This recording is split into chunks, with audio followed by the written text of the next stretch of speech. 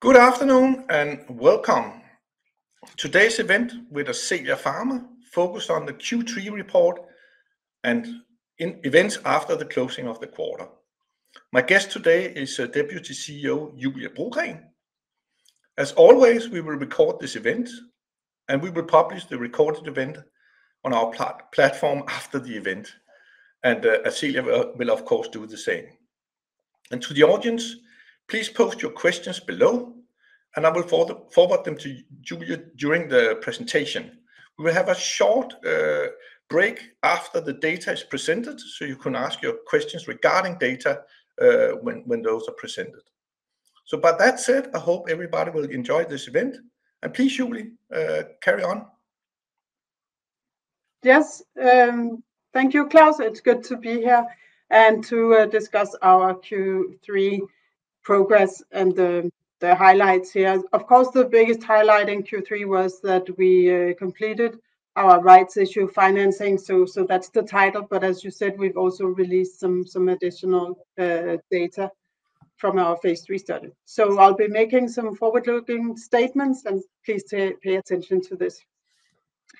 Briefly about Ascelia Pharma, we have assets within rare oncology conditions, and we're focused on developing these and bringing them through the approval and to market. We have two assets currently in the pipeline.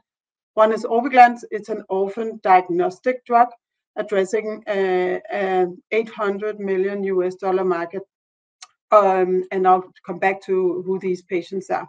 But we've completed phase 3 and we are now preparing for the FDA filing. So our second asset is Oncoral. It's a daily tablet formulation of a well-known potent chemotherapy. And with the daily dosing, there's a potential to help patients with both a better efficacy and safety profile of this drug, because it's usually administered in an IV, so in an injection every 3 weeks or so. So you have much higher peaks rather than a more stable profile. Today I'll focus on Orviglance and of course on our financials and the closing of the financing. We're based in southern Sweden, in Malmö, and we're listed on Nasdaq in Stockholm. So in Q3, the main progress has been the rights issue, which we completed to the maximum amount. We've also had a couple of our phase 3 data abstracts accepted at conferences. So the biggest radiology conference, RSNA, and the biggest nephrology conference, Kidney Week.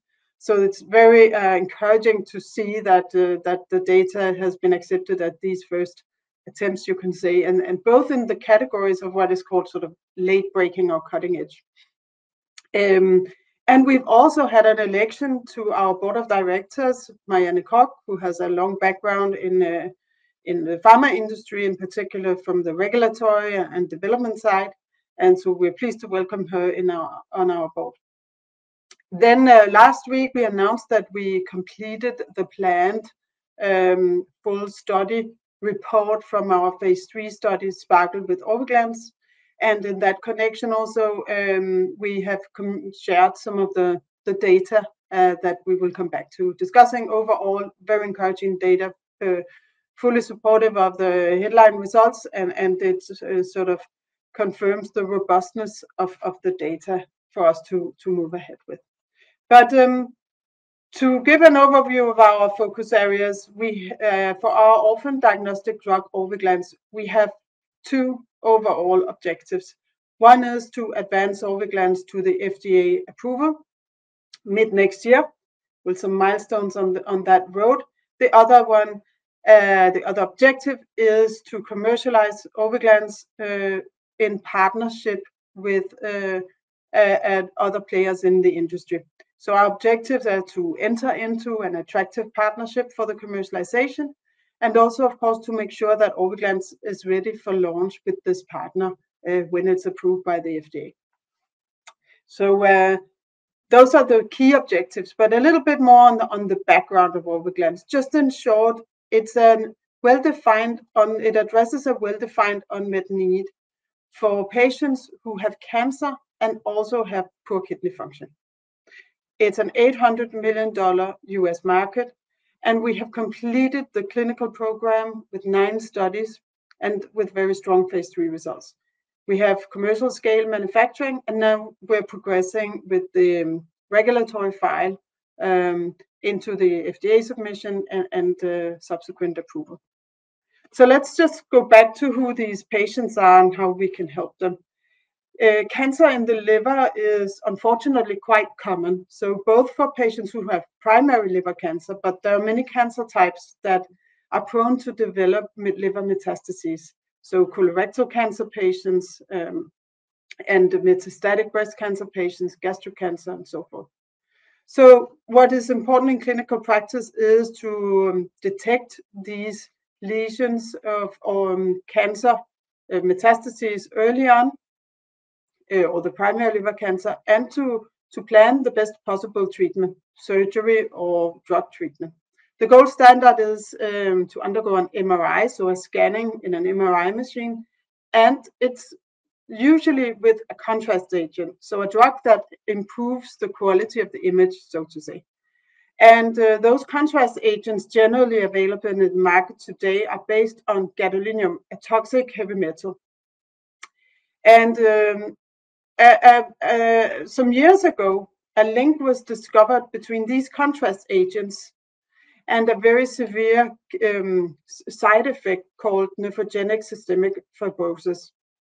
And it was particularly a side effect that was a risk for patients who had severely impaired kidney function because the gadolinium is excreted through the kidneys. So there was a black box warning and other restrictions on the use of these gadoliniums, especially for these patients with vulnerable kidney function or impaired kidney function. And Orviglance is a diagnostic drug for MRI imaging of the liver. It's based on manganese, so not on gadolinium. So it's an opportunity for us to help these patients, those who need liver imaging and also fall under the black box warning, or where you have to be very careful using gadolinium.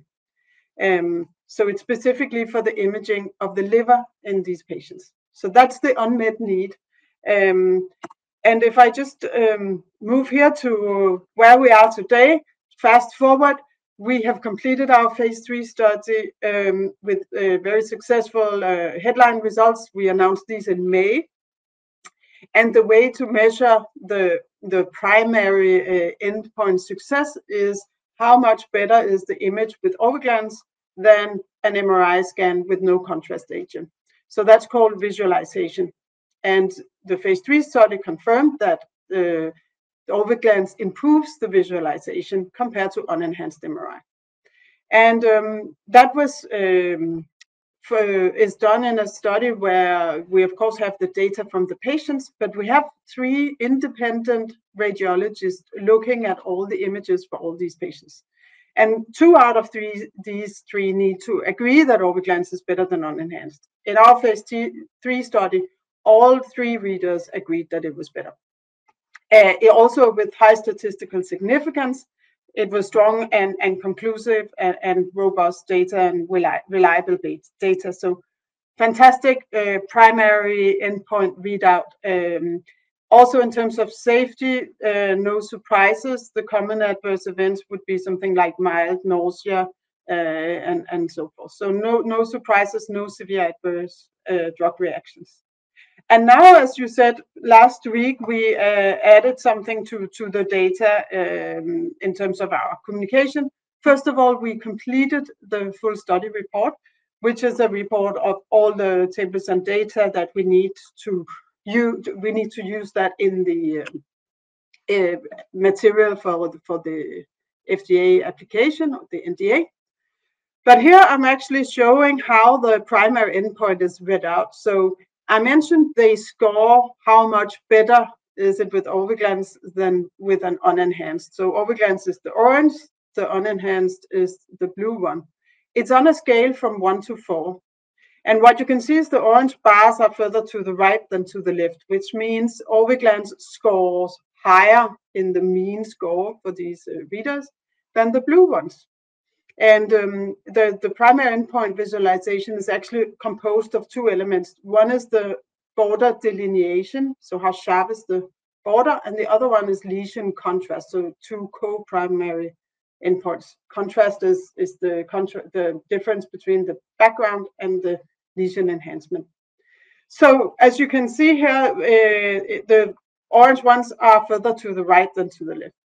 The way the endpoint is read out is actually how much better is it? What's the difference? And if I go to the next slide here, this is how the actual readout or the actual endpoint is defined.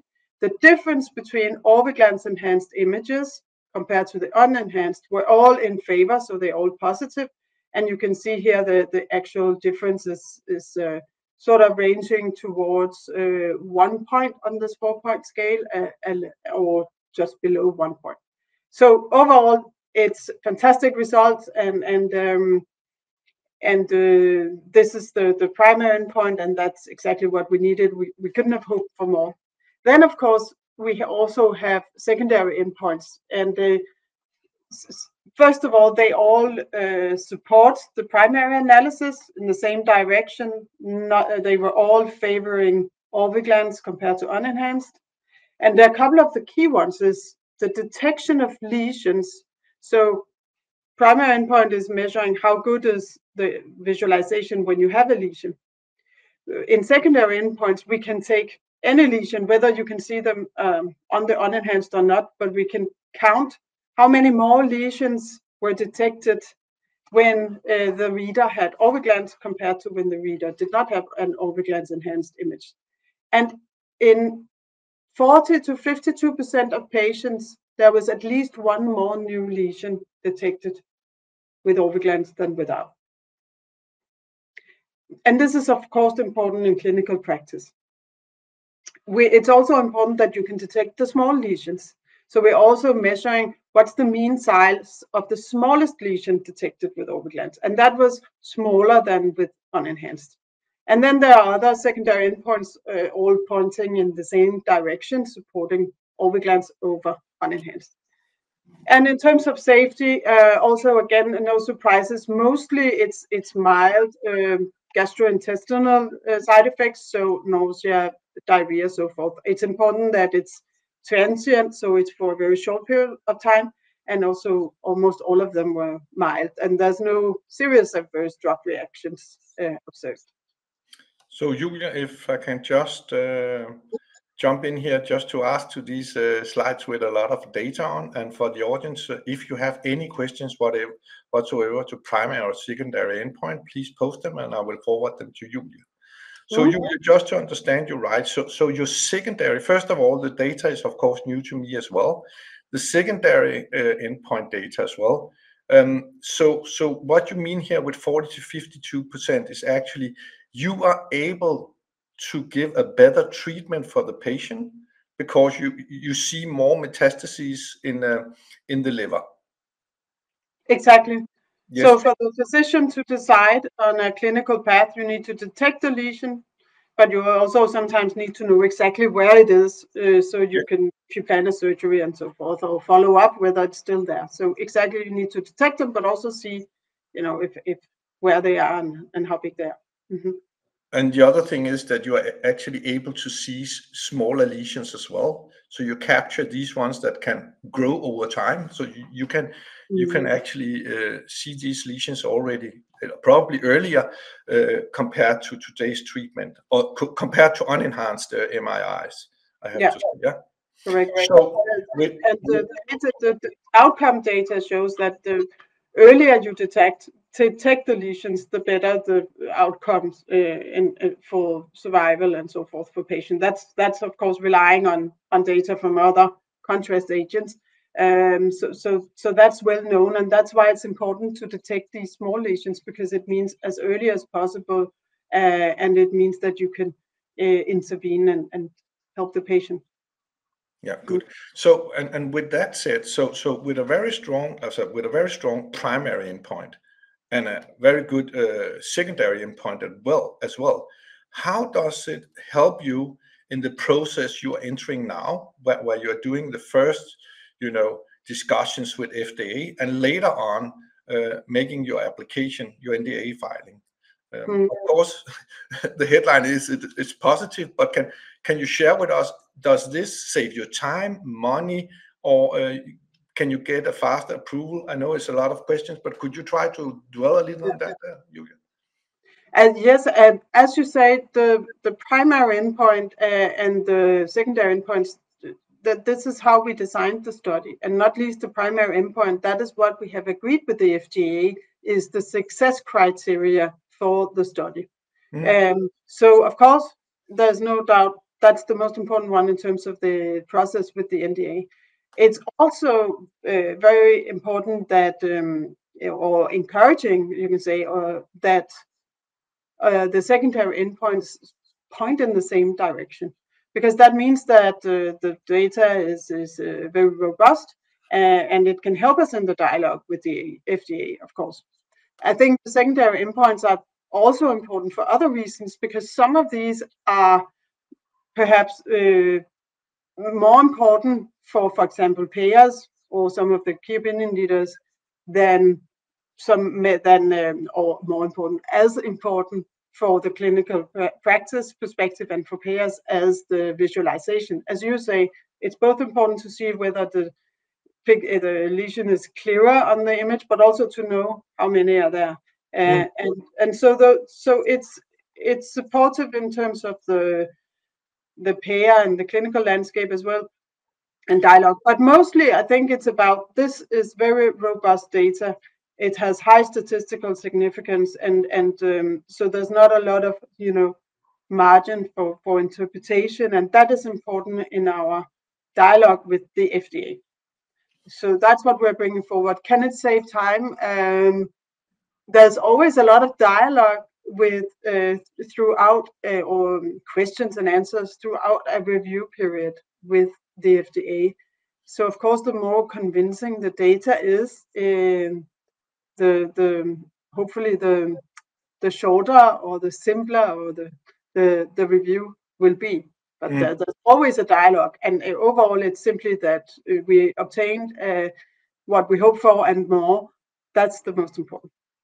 So with these data in hand, Julia, is it possible, or would it make sense to do a peer study with gadolinium, so you could see if your drug, if you look besides the side effects from gadolinium, but in terms of efficiency, so you could capture some of those patients, because that's a market well above $800 million, as you mentioned for me earlier.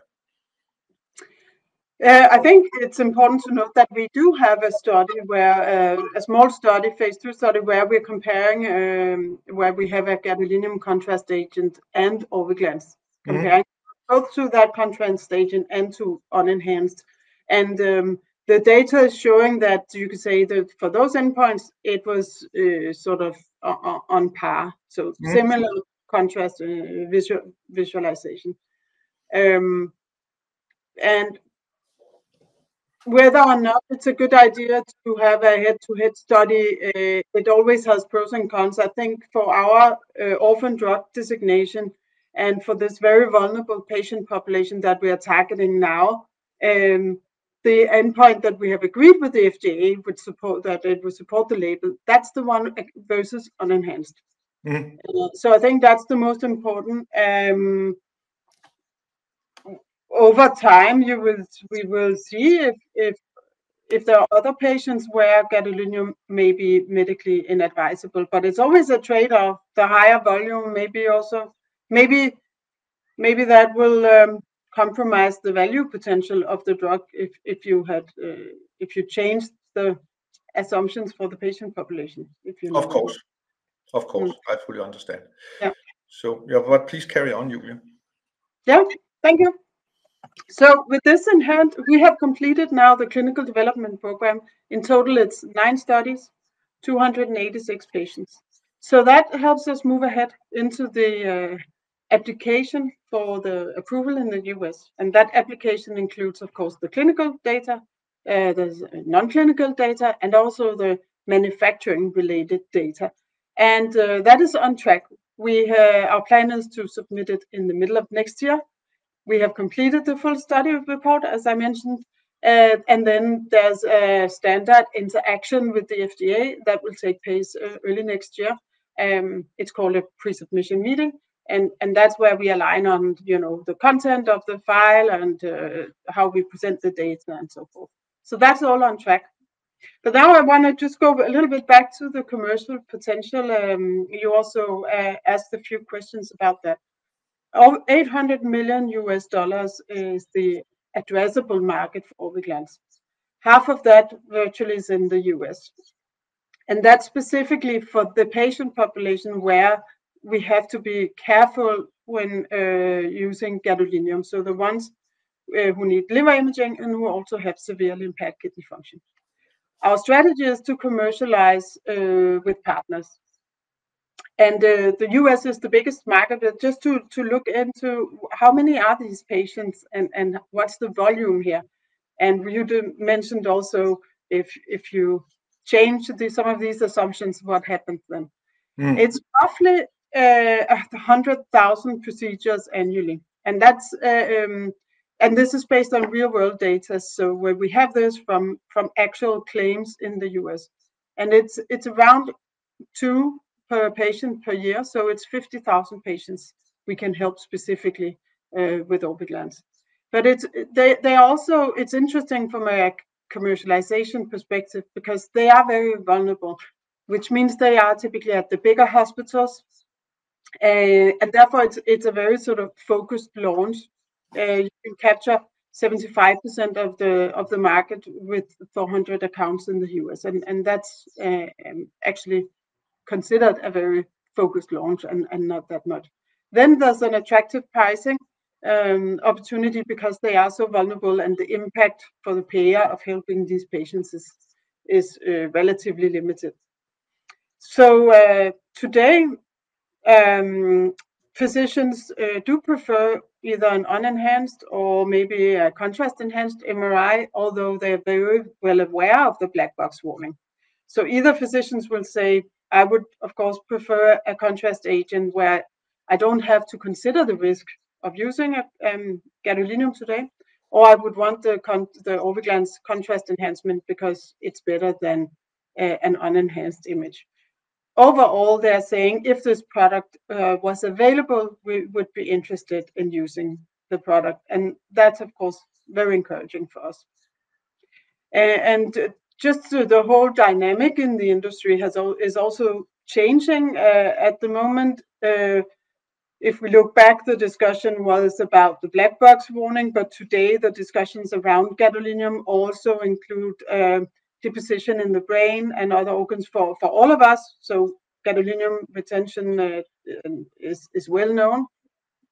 It also contaminates our water and environment. That's well known. We don't know the impact of this in the long term, but there's a lot more investigation going into this. So there are others in the industry that have reacted or are moving in the direction of less gadolinium. Some are starting on and launching half-dose gadolinium products. And actually another manufacturer has an phase 1 going into phase 2 IV agent with manganese. This is not, when it's an IV agent, then it's not specific to liver imaging. Then it is an agent for full body use, you can say. So it's a higher volume market as well. So it's very encouraging that we are part of this momentum, part of this change in the industry, but we will also, of course, be launching well ahead of other non-gadolinium compounds. And then we are launching through partners. That's the best way of balancing the investment and the future revenues, and we can use a partner's capabilities. And our focus is to make sure we find the right partner with the right terms and agree on the right terms, and then that Orviglance is ready for launch. So part of establishing the most attractive agreement with the right partner and of preparing Orviglance for launch, that is to have our data out at the major conferences. in dialogue with key opinion leaders, who sometimes will also be the ones presenting the data and so forth. So it's, as I mentioned, very encouraging for us that these big conferences accepted our data to be presented in these late breaker, cutting edge sessions. So as you can see, one is passed, the other one is in a couple of weeks, and that's very exciting. So I wanted to just touch quickly on some of the finances. I know you have a few questions also there. So we have the fully subscribed rights issue we completed in Q3. So the minimum guaranteed amount was 70 million, but we did reach the full 105 maximum amount. So those guarantees didn't need to be executed. They have been compensated. We paid back part of the convertible loan we had with Ascelia Capital. And then, as you mentioned, we have the warrants series that can be exercised in April next year. It's based on a share price calculated for a period of March, but we can potentially receive proceeds of up to 70 Swedish kroner around this time next year in April. 70 million, yeah? 70 million, yeah. 70 million Swedish kroner. So that's the maximum. There's, of course, options in between there. It depends on how the share price develops this coming period. But the use of proceeds is, of course, the NDA submission, the partnering for Orviglance, and it really puts us in a strong position for that whole period. And the full amount extends our cash runway to late 2025. And in terms of where we are now with the Q3 and the costs, we had 17.8 million of costs in Q3, and that's a little bit higher than Q2. Of course, mainly related to some of the starting up on the NDA preparations.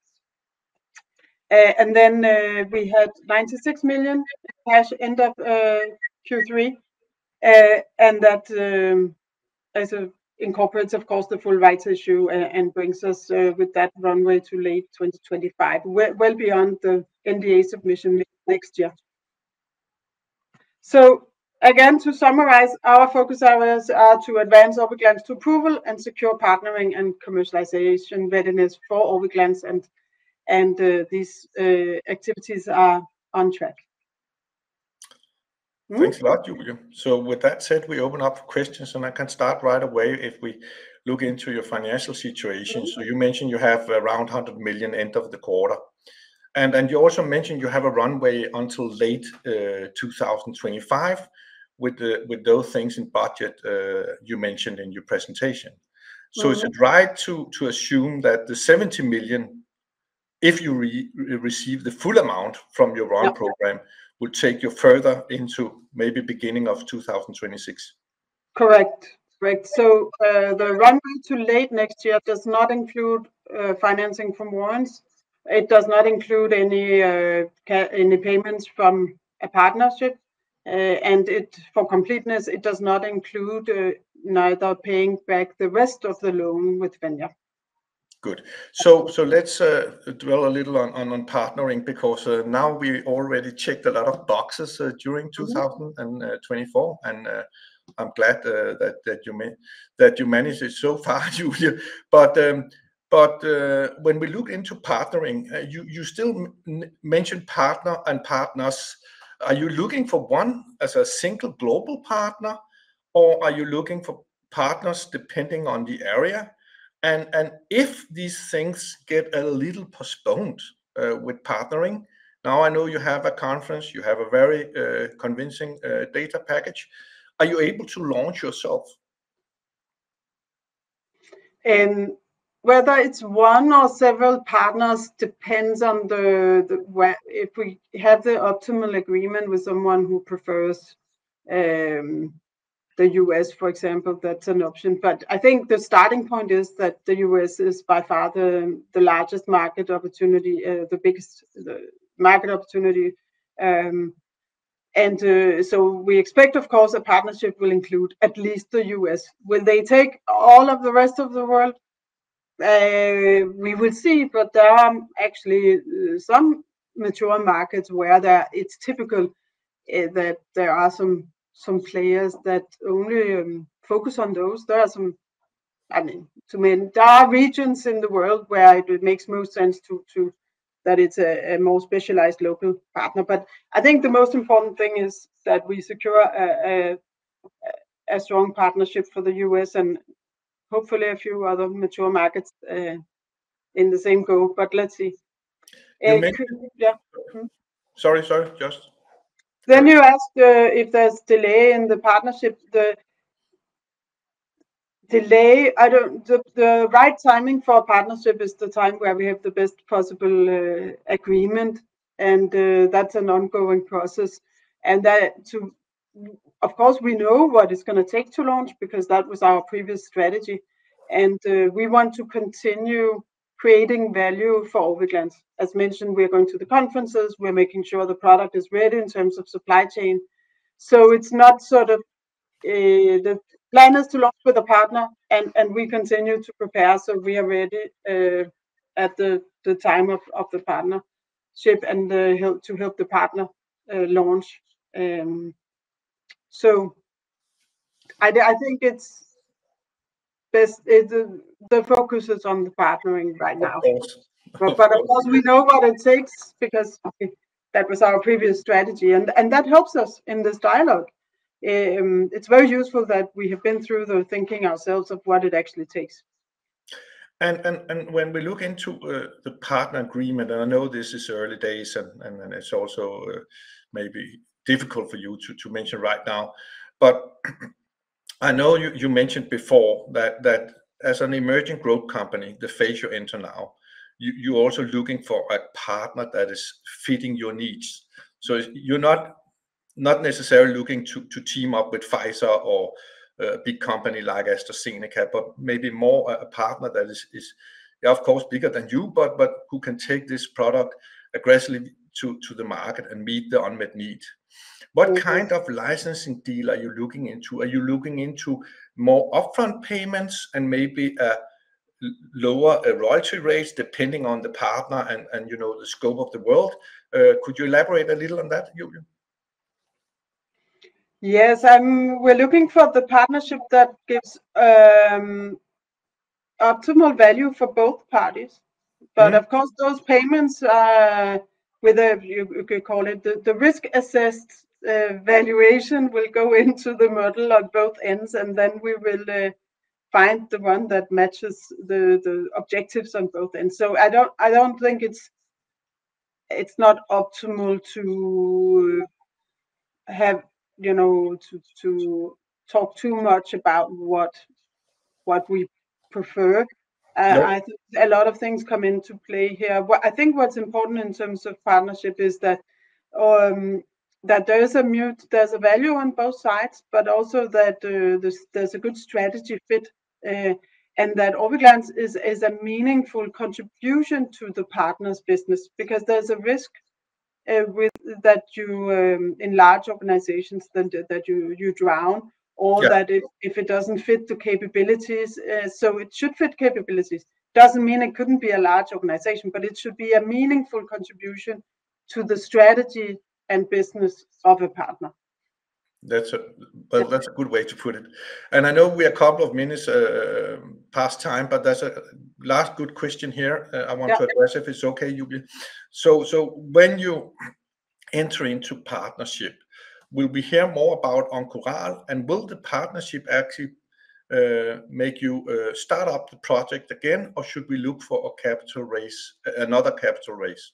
That's a lot of questions, but I hope you can answer it in terms of Oncoral. Yeah, I mean, the prerequisite for continuing with Oncoral is actually to that we focus on Orviglance now, and we make sure we continue to deliver on these objectives, and then we'll see. Orviglance Oncoral is a very attractive asset for us, and one with potential to help patients, which means it also has value.